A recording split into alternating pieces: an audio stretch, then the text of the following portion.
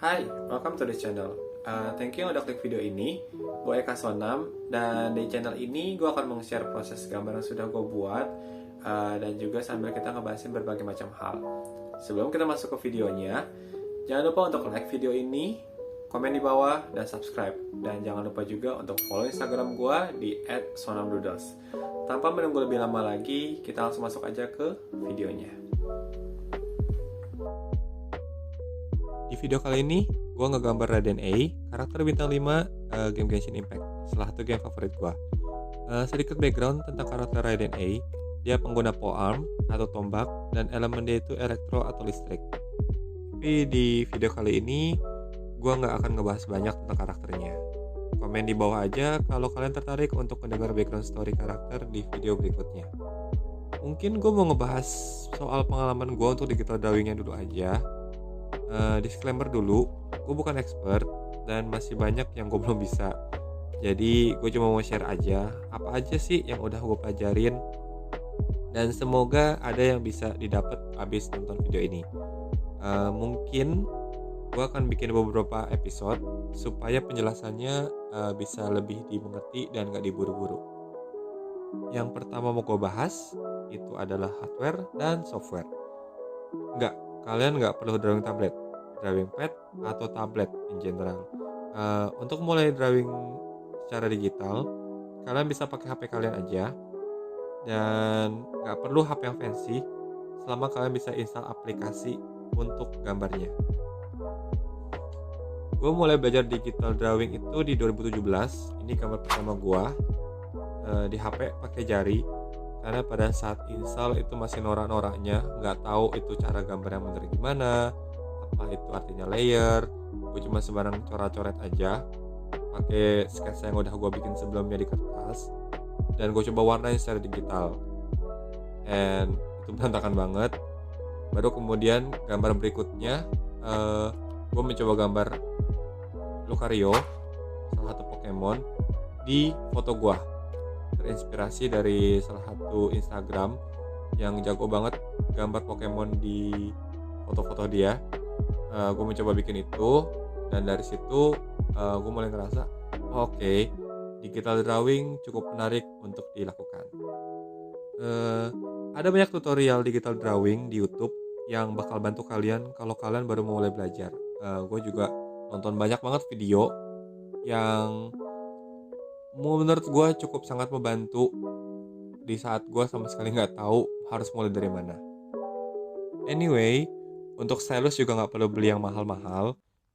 Gue udah coba beberapa stylus, mulai dari yang cuma 10 ribuan sampai 700 ribuan, semua udah pernah. Dan yang gue pakai sekarang itu yang cuma 15 ribuan gue beli di marketplace. Itu yang ujungnya bundar, microfiber, jadi yang kayak serat-serat besi begitu. Sebelumnya gue ada pakai yang bulat dari karet, itu buatan Faber-Castell. Cuman setelah pakai beberapa lama, entah mungkin karena gue pakainya kasar, karetnya copot. Itu kayak rada nggak awet. Gue nggak tahu apakah semua yang karet seperti itu. Cuman gue berusaha untuk gak pakai yang karet lagi, makanya sekarang gue beralih ke yang microfiber. Dulu sih gue pikir gambar gue akan lebih bagus kalau pakai stylus yang ujungnya lancip atau yang kayak pen atau pensil. Jadi gue menyalahkan stylus yang gue pakai ini nggak bener, sehingga gambar yang gue hasilkan tuh tidak sesuai dengan yang gue mau. Tapi ternyata ya semua balik lagi ke kebiasaan kita untuk digital drawing. Sama kayak hal lainnya, sama kayak pas kita belajar, harus sering latihan supaya kita makin terbiasa. Mau itu bulat, mau itu lancip, kita akan terbiasa dengan cara menggambar di handphone ataupun di tablet. Mungkin nanti gue akan bikin video tentang semua stylus yang pernah gue pakai untuk jadi perbandingan. Jadi teman-teman bisa tes yang mana yang menarik, yang mana kira-kira yang bisa dibeli sekarang, yang mana mungkin kalian pengen nabung, beli yang mahalan dikit, itu juga gak apa-apa. Cuma untuk yang baru mulai belajar, gak perlu yang mahal-mahal, 10 ribu atau 15 ribu cukup. Udah tentang hardware, sekarang kita pindah ke software. Ada banyak banget aplikasi digital drawing, baik itu di Android ataupun di Apple Store. Dan itu ada yang gratis, ada yang berbayar. Nah, Aplikasi pertama kali yang gue pakai itu Autodesk Sketchbook. Sekarang udah nggak ada, cuma ada Sketchbook doang sejak mereka pecah kongsi. Dan itu gue bayar sekitar 70.000 untuk ngebuka semua fiturnya. Biarpun setelah gue pakai mungkin selang hampir setahun, tiba-tiba aplikasinya jadi full gratis. Ya rada kurang ajar. Pada saat itu gue tertarik sama aplikasi ini. Satu, mungkin pada saat gue mulai mencari aplikasi digital drawing, ini yang keluar duluan pertama kali.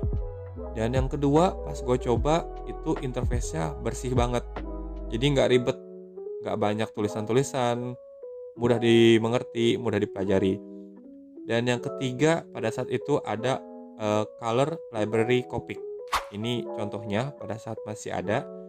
Jadi kalau kalian tahu, Copic itu salah satu tools untuk traditional drawing. Dia menggambar, dia sejenis kayak pewarna spidol yang sering banget orang pakai, yang dapat banyak banget rekomen kalau untuk gambar di kertas, mewarnainya harus pakai Copic supaya hasilnya bagus.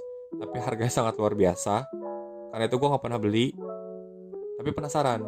Nah, pada saat gue beralih ke digital drawing dan ada Copic, langsung gue ambil. Mungkin itu salah satu penyebab utama kenapa dulu gue pakai aplikasi Autodesk Sketchbook. Sejak pakai, gue mulai belajar cara digital drawing, tapi aplikasi ini jarang ada yang pakai, jadi gue rada susah untuk mencari tutorialnya. Adapun juga tutorialnya itu sudah berapa tahun yang lalu dan aplikasinya sudah diupdate, jadi kayak ya mau nggak mau harus belajar sendiri. Udah berapa kali mau ganti aplikasi, tapi rada sayang karena udah bayar. Dan untuk ganti aplikasi itu berasa kayak kita belajar yang baru, belajar ulang semuanya, karena interface-nya tuh berbeda banget dari aplikasi yang satu dengan aplikasi yang lain. Meskipun konsepnya sama-sama menggunakan layer, sama-sama ada masking, tapi interface-nya sangat berbeda. Gue udah mencoba beberapa aplikasi digital drawing dan sangat gak familiar, harus ulang dari awal lagi. Ya mungkin untuk yang sudah terbiasa digital drawing, pada saat ganti aplikasi butuh penyesuaian tapi gak lama. Kalau gue masih lama. Jadi kalau bisa pakai aplikasi digital drawing itu satu aja untuk jangka panjang, supaya kalian gak perlu belajar ulang dari awal lagi. Nah, aplikasi gratis yang banyak banget dipakai dan cukup populer itu ada dua yang gue mention di sini. Ibis Pen X, ingat yang harus ada X-nya, Ibis Pen X, karena yang Ibis Pen doang itu berbayar. Jadi, kalian bisa lihat di Play Store ataupun di App Store. Dan satu lagi Medibank. Nah, dua aplikasi ini adalah aplikasi yang paling populer. Untuk Medibank, terakhir gue lihat dan pakai itu gue gak dikenai biaya apapun, tapi mungkin kalau kita bayar untuk sebagai member atau premiumnya, kita akan dapat lebih banyak fiturnya, mungkin lebih banyak berasnya dan yang lainnya. Cuman gue belum pakai dan sebetulnya sudah cukup untuk yang basic-basicnya. Kenapa gue rekomen dua aplikasi ini? Karena pas gue cari tutorial digital drawing for beginner in YouTube, ini yang paling banyak, dua ini. Ada satu lagi aplikasi digital drawing yang gue pakai sekarang ini, yaitu Clip Studio Paint. Tapi kenapa gue nggak rekomen dan gue malah rekomen Ibis Pen atau Medibank? Karena Clip Studio Paint itu nggak gratis. Kita cuma dikasih 3 bulan trial, dan itu pada saat masuk pun kita harus udah masukin kartu kredit dan ataupun metode pembayaran. Jadi setelah 3 bulan, kalau kita nggak minta cancel registrasi membernya, Argo mulai jalan, kita akan dikenai biaya. Nah, gue dikenai biaya kurang lebih sekitar 67.000 per bulan untuk satu gadget. Jadi itu gue cuma bisa login di satu handphone ataupun tablet yang gue gunakan untuk gambar.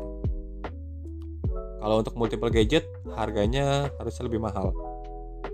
Dan kenapa gue beralih ke Clip Studio Paint seperti yang tadi gue mention, sejak Autodesk dan Sketchbook pisah, di mana banyak fitur yang dihilangkan seperti Copic yang hilang dan beberapa fitur yang dihilangkan, gue ngerasa oke, ini saatnya gue move on ke aplikasi mungkin yang lebih populer dan lebih dikenal orang supaya gue lebih gampang untuk mencari tutorialnya. Jadi kalian bisa menggunakan konsep yang sama pada saat kalian mulai memilih aplikasi gambar mana yang kalian inginkan. Sama seperti hardware-nya atau stylus ataupun handphone yang kalian gunakan untuk gambar, aplikasi apapun yang kalian pilih itu sama saja. Isinya sama, fiturnya kurang lebih sama. Semua balik lagi ke kalian, apakah kalian terbiasa untuk menggambar secara digital atau tidak. Dan dari tadi kita ngebahas soal Android. Untuk pengguna Apple sendiri, gue udah sering dengar soal Procreate. Jadi mungkin semua juga udah sering dengar Procreate itu salah satu one of the best sejauh yang gue tahu untuk Apple. Udah, jadi kalau para pengguna Apple baik itu tablet atau iPhone, udah Procreate aja. Tapi setahu gue itu berbayar. Pada saat awal daftar pun langsung bayar. Gue nggak tahu apakah daftarnya per bulan atau cukup bayar sekali. Untuk para pengguna Apple produk, silahkan komen di bawah ya kalau kalian emang menggunakan Procreate. Udah hardware-nya, udah software-nya. Mungkin di video kali ini gue ngebahasin itu aja dulu. Nanti kalau misalkan di video berikutnya kita akan mulai masuk ke digital drawing-nya. Gue akan coba ngejelasin secara perlahan supaya teman-teman bisa ngikutin dan mengerti konsep digital drawing-nya.